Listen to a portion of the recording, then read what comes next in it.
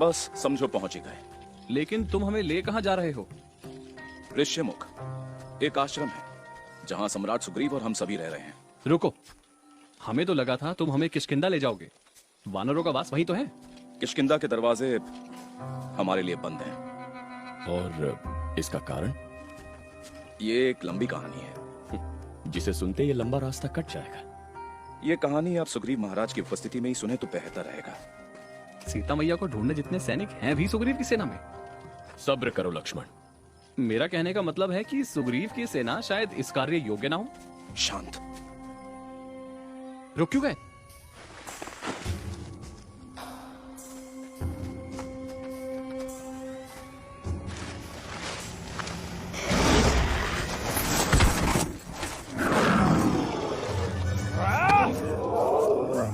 संभल कर।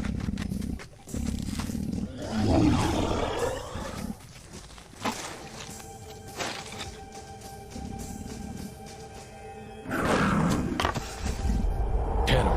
राजकुमार राम, ये क्या कर रहे हैं आप? जो हमें करना चाहिए।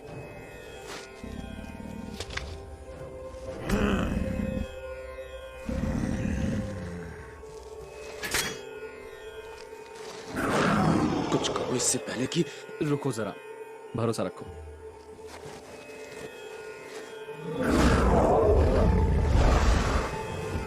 जाओ, हम ना तुम्हें कोई हानि पहुंचाएंगे और ना ही उसे।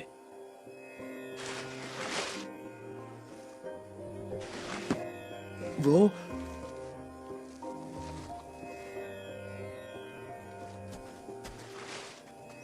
श्री राम, वो बच्चा आपको कैसे पता चला? पता ना भी होता तो मेरा व्यवहार बदलता नहीं।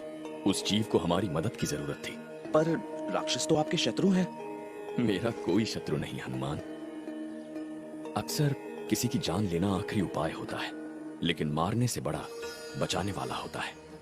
किसी को मारकर तुम केवल उसके प्राण नहीं लेते, जो भी उस पर निर्भर है या होगा, तुम उनके अधिकार को भी छीन लेते हो। चले ऋष्यमुख की ओर।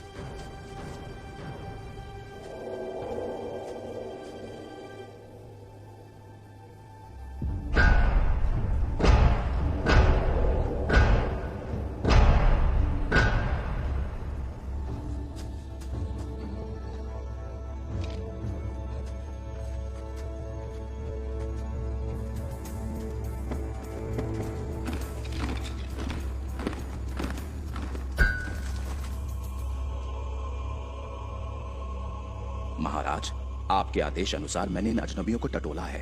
उनका असली मकसद जाना है। ये हमारे मित्र हैं। अयोध्या के राजकुमार राम और लक्ष्मण हमारे भरोसे लायक हैं। ये फैसला तुम नहीं कर सकते। जब तक मैं यहां का नेतृत्व कर रहा हूं।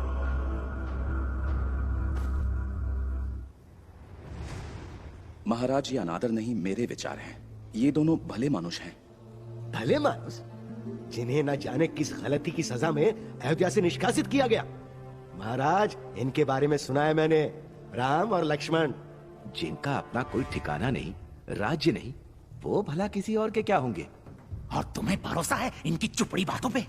इसे तुम्हारी जवानी की नादानी कहे या दुनियादारी से दूरी, दिमाग से सोचते हो या अपनी गधे से? सही कहा आपने सभापति जी, क्योंकि इस समय आपके बारे में मैं नहीं, मेरी गदा सोच रही है। शांत! बच्चों की तरह लड़कर क्या साबित करोगे? मैं जानना चाहता हूं कि मानव आखिर कहना क्या चाहते हैं। कुछ अनोखा हुआ क्या उस वन में? मतलब के तुम कुछ बदले बदले से लग रहे हो हनुमान। शायद पता नहीं क्या बदला है। आप बता सकते हैं? मैं नहीं, समय बताएगा। समय।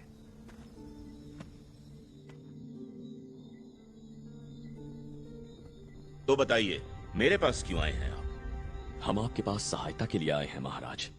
मेरी धर्म पत्नी राजकुमारी सीता का किसी ने अपहरण किया है। आपकी धर्मपत्नी? किसने? एक महाबलवान राक्षस है जो उसे अपने हवाई विमान में उठा ले गया।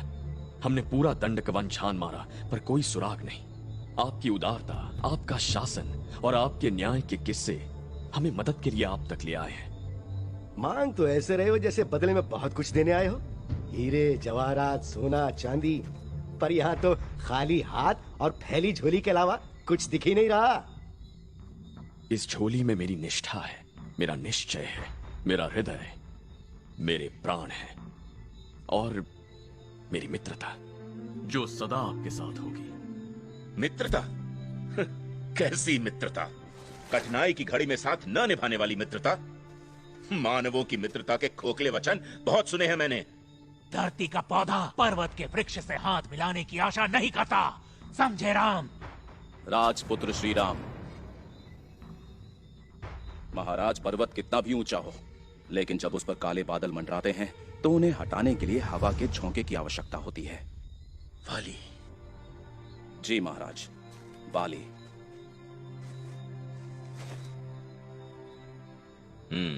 लेकिन विषय तो यह है कि मानवों को वानरों की सहायता की आवश्यकता क्यों है? क्या इन्हें अपनों से सहायता मांगने में भी संकोच है? सहायता चाहिए तो अपनी बिरादरी से जाके मांगिए। आप समान बनवासी हम भी हैं महाराज सुग्रीव, अपने ही राज्य से निर्वासित। इस कारण हम मानवों से सहायता की अपेक्षा नहीं कर सकते। महाराज, इस चुनौती का सामना करने के लिए हमें आपकी उदारता और इस वन की ज्ञाप्ति की आवश्यकता है। नहीं भैया, मेरे होते हुए आपको किसी और के सामने अपना शीश झुकाने की आवश्यकता नहीं। सीता मैया को स्वयं हम ढूंढ लेंगे, आप और मैं, राम और लक्ष्मण। ये निष्ठा एक समय मेरे और मेरे भाई के बीच भी थी, लेकिन हालात बदलने में समय नहीं लगता।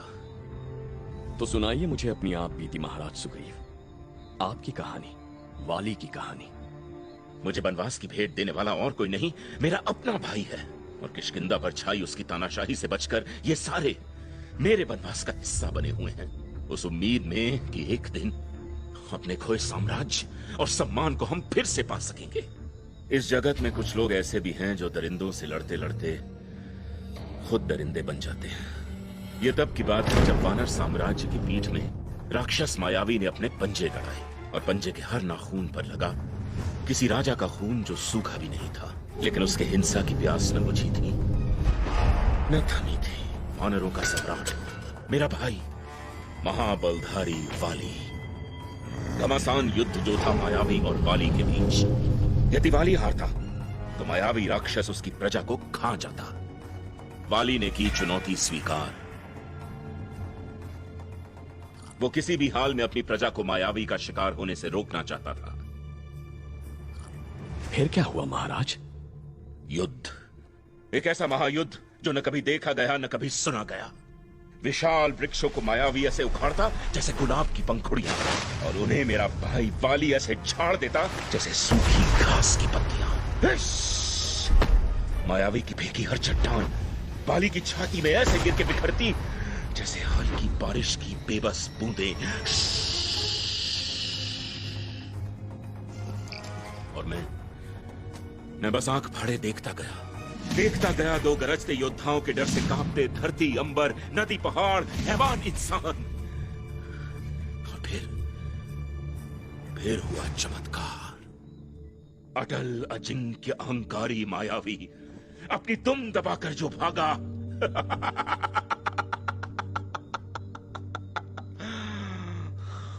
भैया और मैंने उसका पीछा किया। वो आगे, हम पीछे, वो फरार, बड़ी रफ्तार, और अंत में धरती के कोने में बसी एक गुफा में जाकर वाली के क्रोध से बचकर वो डरपोक जा छिपा।